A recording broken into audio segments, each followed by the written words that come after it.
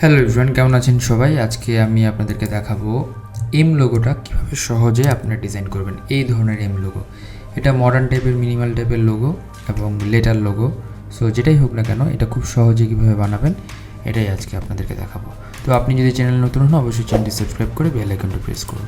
প্রথমে আমি ফাইলে চলে যাচ্ছি, ফাইল থেকে নিউয়ে চলে যাচ্ছি। এরপরে 2000 পিক্সেল একটা আর্টবোর্ড নিব। যে কোনো ধরনের স্কোয়ার শেপ হতে পারে বা 1200 পিক্সেলের উপরে হলে সেটা ভালো। নাম লিখে দিচ্ছি এম লোগো।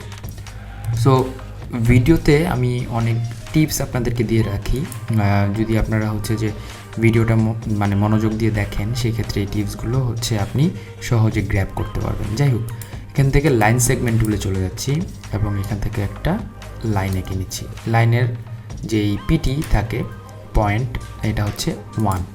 তো একটা হলো এবং এটাকে অল্টার বা অপশন প্রেস করব।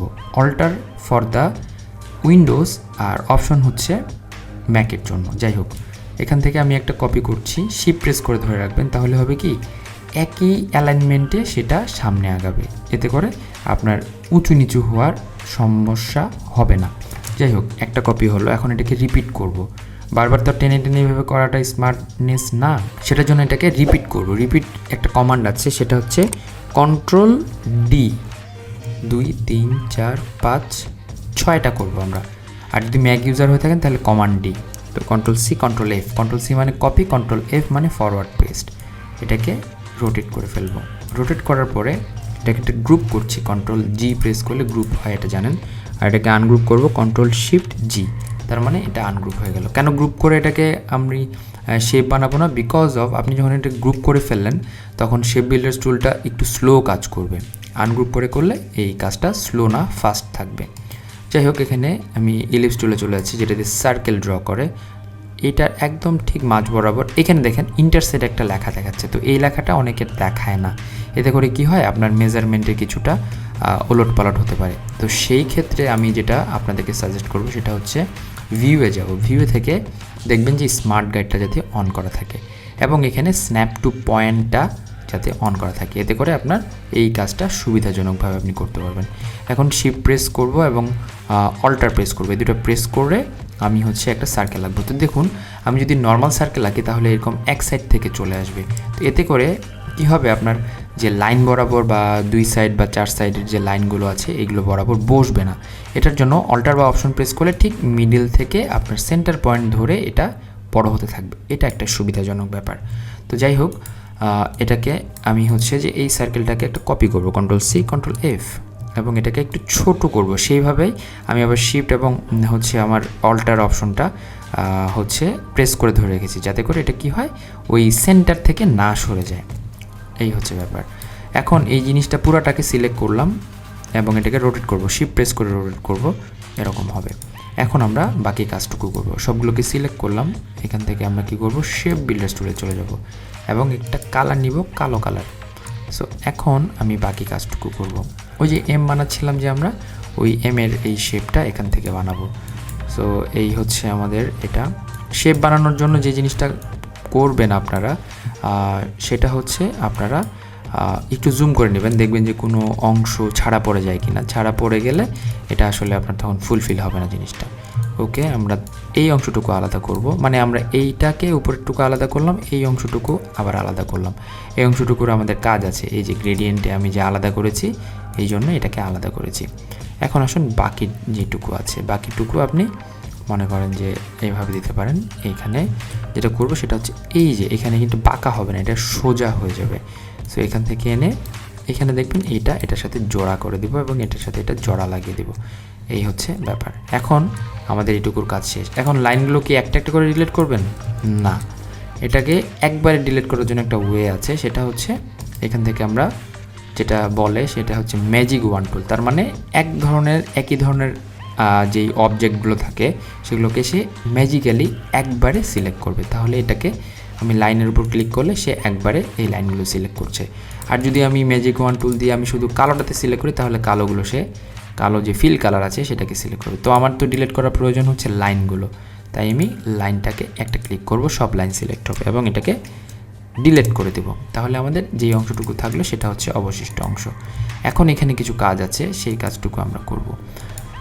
তো তার আগে আমরা গ্রেডিয়েন্টটাকে নিয়ে নিই। আমাদের হচ্ছে এটা গ্রেডিয়েন্ট। সো এটাকে আমি একটা কন্ট্রোল সি মানে কপি করলাম, এখানে কন্ট্রোল ভি করব। সো এই গ্রেডিয়েন্টটা আমি হচ্ছে পরে অ্যাপ্লাই করছি। তো এখন আসুন যে আমাদের এটা একটু বাঁকা করা আছে, এই বাঁকাটা কীভাবে করব। এখন আসেন নিচের দিকটা বাঁকা করে ফেলি, দুইটাকে সিলেক্ট করব। তার আগে দেখবেন যে এটা কি স্ট্রোক আছে কিনা, স্ট্রোক থাকলে স্ট্রোকটা অফ করে নেবেন, এটা বুদ্ধিমানের কাজ। এতে করে আপনি সহজে শেপটাকে আপনার রাউন্ড করতে পারবেন। এ প্রেস করবেন অথবা এখান থেকে ডিরেক্ট সিলেকশন টুলে যাবেন, এখানে দেখবেন যে কয়েকটা পয়েন্টার আপনার দেখাবে, এটাকে কর্নার এজেস বলে। তো এটা মাঝে মধ্যে দেখায় না, সেই ক্ষেত্রে আমরা যেটা করতে পারি সেটাও এই ভিউতে গিয়ে দেখবেন যে এখানে আপনার শো কর্নার ওয়েজেস এবং হাইট কর্নার ওয়েজেস এই জিনিসটা থাকে। দেখেন আমি যদি হাইট করে দেই তাহলে এটা হাইট হয়ে যাচ্ছে আর দেখাবে না, আর সেই জন্য এটাকে শো কর্নার ওয়েজেস দিলে এটা আবার শো করবে, বুঝতেই পারছেন। তো আমি যে ভার্সনটা ইউজ করছি সেটা হচ্ছে অ্যাডোবি ইলাস্ট্রেটর 2023। তো এই হচ্ছে ব্যাপার। এখন আমি কি করব, এইটাকে ধরবো, একবার ক্লিক করব তাহলে এটা ধরা হয়ে যাবে। দেখবেন এখানে দেখেন এটা কিন্তু ধরা হয় না, তাই এরকম হয়ে আছে, আর এটা ধরা হয়েছে তাই এটা ব্লু হয়ে আছে। এখন শিফট প্রেস করব এবং হোল্ড করব, আরেকটা সিলেক্ট করছি এবং এই চারটাই সিলেক্ট করব, করে আমি এটাকে রাউন্ড করে ফেলবো এরকম। ওকে, তাহলে আমার একবারে কিন্তু রাউন্ড হয়ে গেল। আমি কিন্তু যদি ওই চারটাকে বাদে বাকিগুলো মানে রাউন্ড করতাম তাহলে কিন্তু সবগুলো রাউন্ড হয়ে যেত। সো আমি তো সবগুলো রাউন্ড করতে চাচ্ছি না। এখন আসেন এই যে উপরের যে অংশ এম এর যে এই উপরের কাটা অংশটা আছে এটাকে রাউন্ড করব, এই প্রেস করছি, তার মানে কি ডিরেক্ট সিলেকশন টুল। তারপরে আমি এটাকে ধরবো একবার, শিফট প্রেস করে এটাকে ধরবো এবং শিফট প্রেস করে এটাকে ধরবো এবং এই তিনটাকে আমরা একটু রাউন্ড করে দেবো, এই যে এরকম। সো দেখেন রাউন্ড হয়ে গেল। এখন হচ্ছে আমাদের বাকি কাজগুলো, এই যে এইটা আছে এবং এটা আছে, এগুলাকে রাউন্ড করব। তাহলে আমরা আবার সিলেক্ট করছি এটাকে একবার এবং এটাকে একবার সিলেক্ট করব, করে এটাকে রাউন্ড করে দেবো। রাউন্ড করলে তো এই জিনিসটা আপনার হলো না, এই জিনিসটা আপনার এই জায়গাটা ফাঁকা থেকে গেল। সো এটার জন্য আমাদের একটা ওয়ে আছে, সেটা হচ্ছে আমরা যেটা করব এইটা এবং এটা এবং এটা কন্ট্রোল সি কন্ট্রোল এফ, এটাকে একটা কপি করে ফেলবো। এই দেখুন কপি করা হয়েছে এবং এটাকে সবার লাস্টের লেয়ারে পাঠিয়ে দেবো। লাস্টের লেয়ারে পাঠাবো কীভাবে, রাইট প্রেস করব, এখানে হচ্ছে আমরা অ্যারেঞ্জ করব সেন্ড টু দ্য ব্যাক, তাহলে আমরা ওটাকে পিছনে পাঠিয়ে দিলাম। এখন আবার এটাকে ধরছি এবং হচ্ছে ডিরেক্ট সিলেকশন টুলে যাচ্ছি, এটাকে সিলেক্ট করছি, এটাকে সিলেক্ট করছি এবং এটা একটু রাউন্ড করে দিচ্ছি। ওকে, এরকম।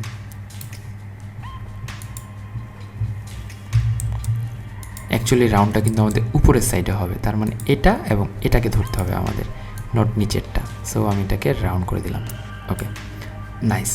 এখন দেখুন এই যে এখানে আমাদের কিন্তু একটা অংশ থেকে গেছে এবং এখানে কিন্তু আমাদের একটা অংশ থেকে গেছে। সো দুটা অংশ কিন্তু আমরা এখানে পেয়ে যাচ্ছি। সো এখানে একটা থাকবে আর একটা আমি বাদ দিয়ে দিব।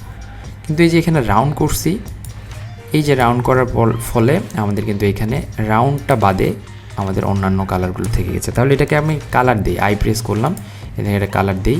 এই কালারটা দিলে হলো কি আপনি বুঝতে পারলেন যে কোন অংশটা কালো অলরেডি আছে। তাহলে এই দুটাকে ধরবো এবং এটাকে, সো এটা তো একটাই, এটাকে ধরবো, ধরার পরে এটাকে কী করবো, আমরা মার্চ করে ফেলবো। কীভাবে মার্চ করবো, পাথফাইন্ডার টুল থেকে মার্চ করে ফেললাম। ওকে, ফাইন। এখন আমরা ডিফারেন্ট কালার দিই, আই প্রেস করে এখানে একটা কালার দিচ্ছি, আই প্রেস করে এখানে একটা কালার দিচ্ছি। আপনাদের মনে প্রশ্ন আসতে পারে যে এই যে এটা হচ্ছে আমার কালারগুলো কিভাবে আমি হচ্ছে যে সেম হলো। তো এটা হচ্ছে যে আপনার সেম হতেই পারে, তো সেম যাতে না হয় এখানে এখন আমরা শ্যাডো দিয়ে এটাকে গ্রেডিয়েন্ট করে ফেলবো। কি করব, এই যে গ্রেডিয়েন্টটা আছে এটাকে আমরা গ্রেডিয়েন্ট টুলে যাব, এখান থেকে এটাকে রিভার্স করে দেবো, বা এটা জি প্রেস করব, গ্রেডিয়েন্ট অ্যাডজাস্টমেন্ট, এখান থেকে এরকম করে দেব। এখন আসুন এটাকে আমরা রিভার্স করে দিলাম, দেখুন এই অবস্থা। সো এই যে এটা কিন্তু বেশি রাউন্ড হয়ে গেছে আপনার কাছে যদি মনে হয়, তাহলে এই দুটোকে আবার ধরুন, ধরার পরে একটু রাউন্ড করে দিন, not too much. Okay, fine. এখন আসুন বাকি যে কাজগুলো আছে সেগুলো। এখন শ্যাডো ক্রিয়েট করতে হবে। এই যে এটা আছে এটাকে আমরা শ্যাডো ক্রিয়েট করব। Control C control F, control C মানে কপি, কন্ট্রোল এফ মানে ফরওয়ার্ড পেস্ট। এখান থেকে আমি কি করব, একটা সাদা কালার নিব এবং এটাকে জিরো অপাসিটি করব এবং এটাকে একটা কালো কালার দেব এবং এটার অপাসিটি যা আছে তাই থাকবে, বাট এটার যে ব্লেন্ডিং অপশন আছে এটাকে আমরা কি করব, মাল্টিপ্লাই করে দেব। এবং জি প্রেস করব, জি প্রেস করে কোন দিকে শ্যাডো দিতে চান, নিচে শ্যাডো দিবেন নাকি উপরে শ্যাডো দিবেন, এটা ডিফাইন করে আমরা কি করব, একটা শ্যাডো ক্রিয়েট করে ফেলব। ওকে, এখন আসুন জি প্রেস করছি, এটাকেও ঠিক করলাম।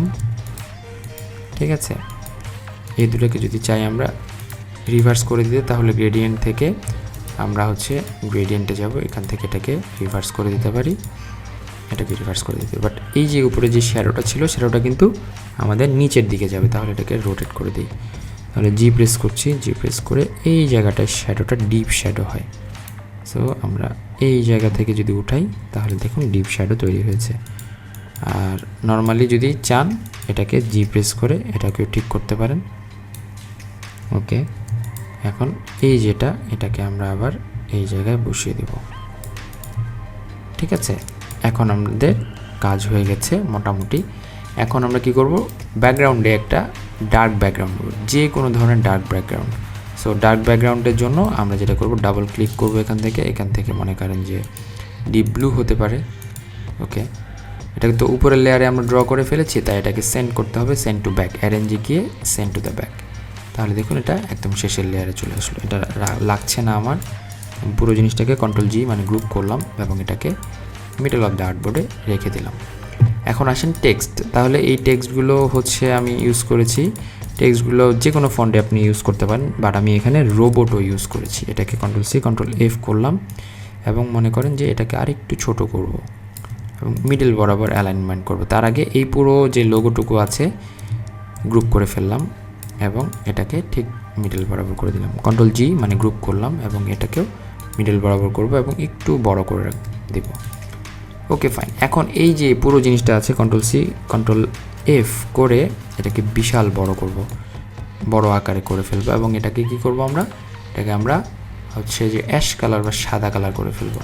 কিন্তু এই যে এখানে যে আমাদের এই অংশটা, এটাকে আমরা একটু সাদার আলাদা একটা টোন দিব, এটা না এরকম হতে পারে, তাহলে কি ওটাও আমার একই রকম একটা তৈরি হবে, যেটাকে বলে হচ্ছে এফেক্ট, বা এখানে যে একটা ভাঁজ আছে এটা তৈরি হবে।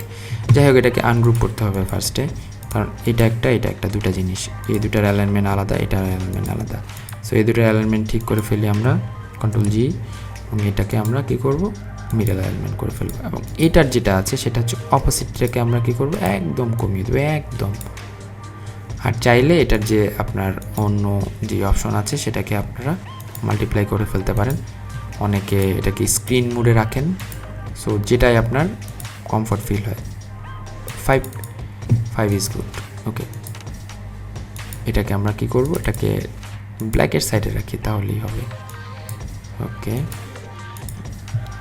গুড, এখন এই যে ব্ল্যাক ব্যাকগ্রাউন্ডটা ছিল, এটাকে আমরা কন্ট্রোল সি কন্ট্রোল এফ মানে একটা নতুন কপি করলাম এবং ফরওয়ার্ড পেস্ট করলাম এবং হচ্ছে এটা অ্যারেঞ্জ করব, ব্রিং টু দ্য ফ্রন্ট, দুটাকে সিলেক্ট করব, মেক ক্লিপিং মাস্ক, এবং এটাকে একটা লেয়ার পিছনে পাঠিয়ে দেব, একটা, জাস্ট একটা। ওকে, তাহলে কি হবে, লোগোটা উপরে থাকবে।